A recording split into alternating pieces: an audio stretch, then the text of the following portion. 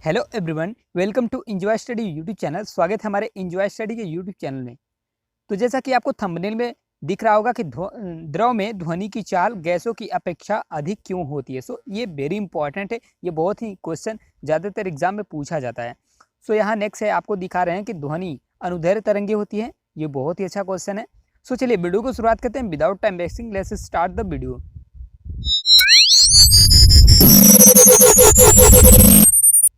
तो हमारा स्टार्ट होता है ध्वनि से। ध्वनि एक अनुदैर्ध्य तरंगे होती हैं जिनकी उत्पत्ति वस्तुओं के कंपन से होती है। ठीक है, तो जिन तरंगों की आवृत्ति 20 हर्ट्ज कंपन प्रति सेकंड से लेकर के 20,000 हर्ट्ज कंपन प्रति सेकंड के बीच होती है, तो ये क्या होती हैं, इनकी अनुभूति हमें कानों द्वारा सुनाई देती है। ठीक है, तो इनको 3 भागों में विभक्त किया गया है। पहला है अवश्रव्य तरंगे। ठीक है, तो अवश्रव्य तरंगे वो तरंगे होती हैं जो 20 हर्ट्ज से नीचे की आवृत्ति होती है। इनकी अनुभूति हमें कानों द्वारा नहीं सुनाई देती है।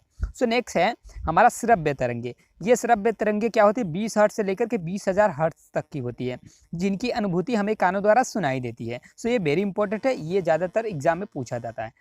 तो नेक्स्ट है हमारा पराश्रव्य तरंगे। ये तरंगे क्या होती हैं, ये 20,000 हर्ट्ज से ऊपर की तरंगे होती हैं जो कि मनुष्य के द्वारा कानों के द्वारा नहीं सुन सकते, क्यों, और परंतु कुछ जानवर ऐसे हैं जो कि सुनते हैं। जैसे हम बात करें कुत्ता, बिल्ली, चमगादड़ इत्यादि। तो चलिए नेक्स्ट क्वेश्चन देखते हैं, वेरी इंपॉर्टेंट है।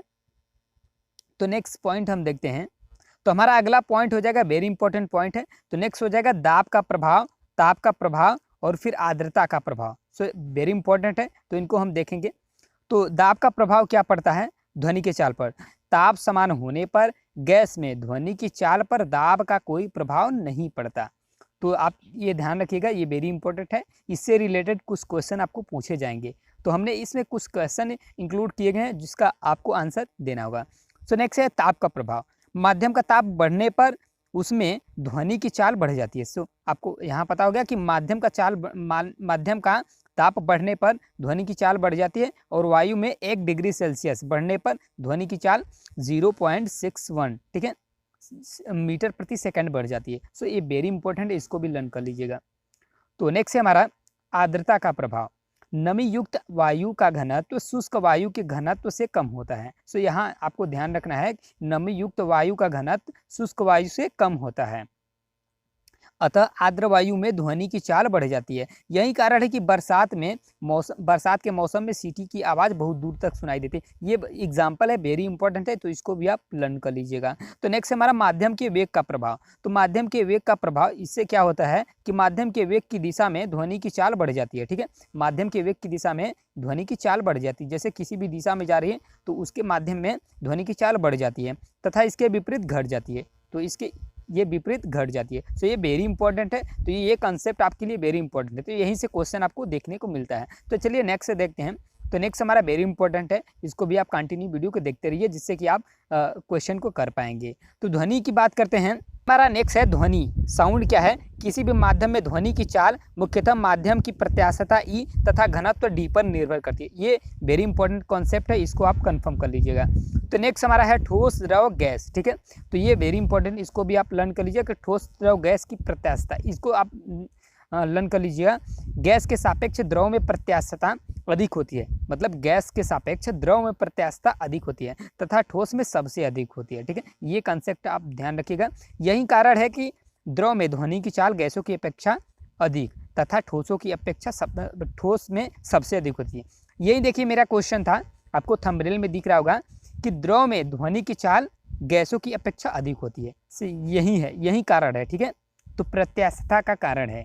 तो नेक्स्ट हमारा वायु में ध्वनि की चाल 332 मीटर प्रति सेकंड है, ये वेरी इंपॉर्टेंट है। और नेक्स्ट है जल में ध्वनि की चाल 14 से 93 मीटर प्रति सेकंड। और नेक्स्ट है लोहे में ध्वनि की चाल 5130 मीटर। ठीक है, तो ये वेरी इंपॉर्टेंट है, तो आप इसको ध्यान रखिएगा। तो नेक्स्ट हमारा क्वेश्चन है। तो नेक्स्ट क्वेश्चन देखते हैं, वेरी इंपॉर्टेंट है, तो वीडियो को कंटिन्यू देखते रहिए। चलिए नेक्स्ट क्वेश्चन हम देखते हैं, नेक्स्ट पॉइंट देखते हैं। तुम्हारा एक इंपॉर्टेंट नोट्स है, आप इसको ध्यान रखिएगा। जब ध्वनि एक माध्यम से दूसरे माध्यम में जाती है तो ध्वनि की चाल तथा तरंग दैर्घ्य बदल जाती है। तो ये कंसेप्ट आपका ये है कि ध्वनि जब एक माध्यम से दूसरे माध्यम में जब जाती है तो ध्वनि की चाल तथा तरंग दैर्घ्य बदल जाती है, जबकि आवृत्ति उसकी नहीं बदलती है। यही इंपॉर्टेंट कॉन्सेप्ट है, आपको क्लियर होना चाहिए, ठीक है। तो नेक्स्ट देखिए, एक है, हम आपको समीकरण बता रहे हैं, इसके हिसाब से आपका क्वेश्चन बनता है, ठीक है। तो ये यदि दो गैसों के अणुभार क्रमशः M1 और M2 तथा उसमें ध्वनि की चाल क्रमशः V1 और V2 है, ठीक है। तो ये फॉर्मूला है जिससे कि आप निकाल सकते हैं। तो हमने इस पर एक क्वेश्चन रखा है जिसका आंसर आपको कमेंट बॉक्स में देना है, ठीक है। एग्जाम्पल जैसे हाइड्रोजन में ध्वनि की चाल 1260 मीटर प्रति सेकेंड है, ठीक है। तो ऑक्सीजन में वह क्या होगी, तो इस पर हम आपको ऑप्शन दे देते हैं जिसके कि आपको ऑप्शन दिख सके। तो इसमें आपका राइट आंसर आपको बताना है, ठीक है। तो आपका इसमें राइट आंसर कौन सा होगा, ऑप्शन नंबर ए या ऑप्शन नंबर बी या ऑप्शन नंबर सी और ऑप्शन नंबर डी में से कौन सा है। तो आप इसका आंसर कमेंट बॉक्स में दीजिएगा। यही क्वेश्चन है, ये आपका यही फार्मूला रूल लगेगा, ठीक है। तो चलिए नेक्स्ट क्वेश्चन देखते हैं हम। तो नेक्स्ट इंपॉर्टेंट, वेरी इंपॉर्टेंट है। तो चलिए नेक्स्ट देखते हैं। तो नेक्स्ट हमारा ये है कि कुछ कॉन्सेप्ट है, इसको आप कंफर्म कर लीजिएगा। कुछ माध्यमों में ध्वनि की चाल, ठीक है, वेरी इंपॉर्टेंट है। तो माध्यमों में ध्वनि की चाल क्या है, कार्बन डाइऑक्साइड में 260 मीटर प्रति सेकंड है, और वायु में ध्वनि की चाल 332 मीटर प्रति सेकंड है, भाप में 405 मीटर प्रति सेकंड, और एल्कोहल में 1213 मीटर प्रति सेकंड, ठीक है।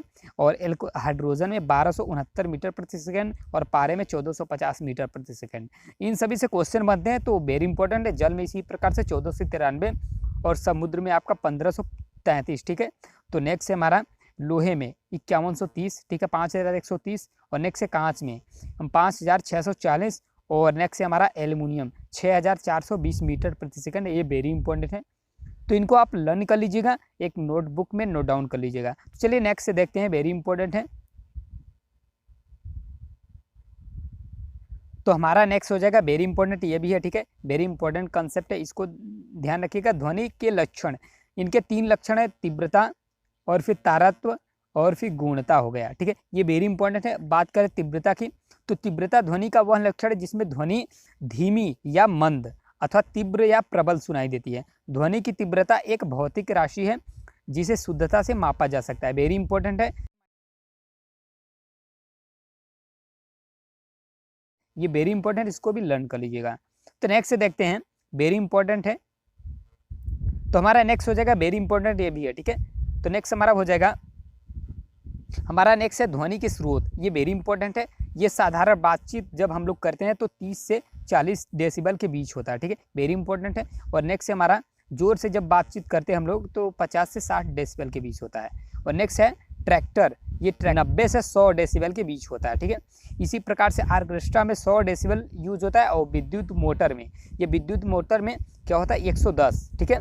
तो यहाँ मोटरसाइकिल में ये 110, इसमें भी डेसिबल यूज होता है। और सायरन, ये सायरन में 110 से 120 डेसिबल के बीच। और बात करते हैं जेट विभाग, तो इसमें क्या होता है 140 से 150, ठीक है। तो जेट विमान था। और नेक्स्ट हो जाएगा मशीन गन, ये 170 डेसिबल के बीच होता है, ठीक है, ये वेरी इंपॉर्टेंट है। और मिसाइल जो होता है 180। तो कंसेप्ट आपको होना चाहिए, अगर 140 डेसिबल मतलब 100 डेसिबल से अगर क्रॉस होता है, तो अगर 140 डेसिबल तक अगर पहुंच जाता है, अगर मनुष्य सुनता है तो वो पागल हो सकता है। अगर 90 डेसिबल तक अगर होता है तो वो मनुष्य को बहरा होने का चांसेस होता है, ठीक है। तो इसलिए हमें 50 डेसिबल से अधिक और 60 डेसिबल के बीच तक ही ज़्यादातर होना चाहिए, ठीक है। तो चलिए नेक्स्ट देखते हैं, वेरी इंपॉर्टेंट है, ये कॉन्सेप्ट आपको क्लियर होना चाहिए। तो नेक्स्ट हमारा देखते हैं, हम कुछ क्वेश्चन इंक्लूड किए गए, इसमें आपको क्वेश्चन का आंसर देना होगा, ठीक है। तो नेक्स्ट हमारा क्वेश्चन नंबर 1 है, वायु में ध्वनि की चाल 332 मीटर प्रति सेकंड है, तो यदि दाब बढ़ाकर 2 गुना कर दिया जाए तो ध्वनि की चाल पर क्या प्रभाव पड़ेगा, वेरी इंपॉर्टेंट क्वेश्चन है। तो ऑप्शन नंबर ए है 664 मीटर प्रति सेकंड, और ऑप्शन नंबर बी 332 मीटर प्रति सेकंड, और ऑप्शन नंबर सी है 166 मीटर प्रति सेकंड, और नेक्स्ट है हमारा ऑप्शन नंबर डी है 100 मीटर प्रति सेकंड है। तो इसमें आपका राइट आंसर हो जाएगा, वेरी इंपॉर्टेंट है, 332 मीटर प्रति सेकंड। वो कैसे, क्योंकि दाब का प्रभाव नहीं पड़ेगा, ठीक है, ध्वनि में दाब का प्रभाव नहीं पड़ेगा। तो नेक्स्ट हमारा हो जाएगा क्वेश्चन नंबर 2 है, निम्न में ध्वनि सबसे तेज यात्रा ट्रेवल करती है, ठीक है। तो ऑप्शन नंबर ए वायु में, ऑप्शन नंबर बी है स्टील में, ऑप्शन नंबर डी है निर्वात में, और ऑप्शन नंबर डी है जल में। तो इसका राइट आंसर हो जाएगा option number D, option number B steel है, ठीक है। तो ऑप्शन क्वेश्चन नंबर 2 का right answer option number B हो जाएगा, स्टील में। चलिए नेक्स्ट क्वेश्चन देखते हैं, वेरी इंपॉर्टेंट ये भी है।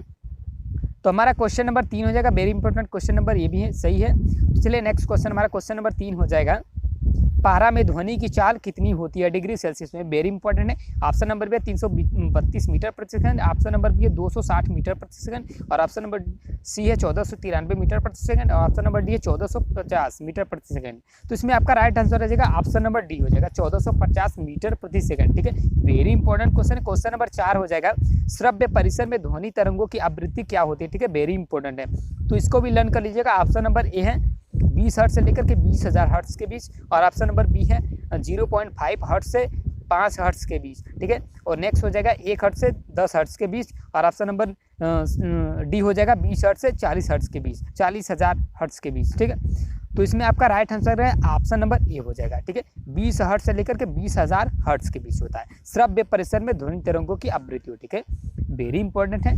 तो अगर आप क्वेश्चन के अंत तक बने तो बहुत बहुत धन्यवाद। तो संदीप आपसे हर वीडियो में यही कहता है कि कर दिखाओ कुछ ऐसा कि दुनिया करना चाहे आपके जैसा।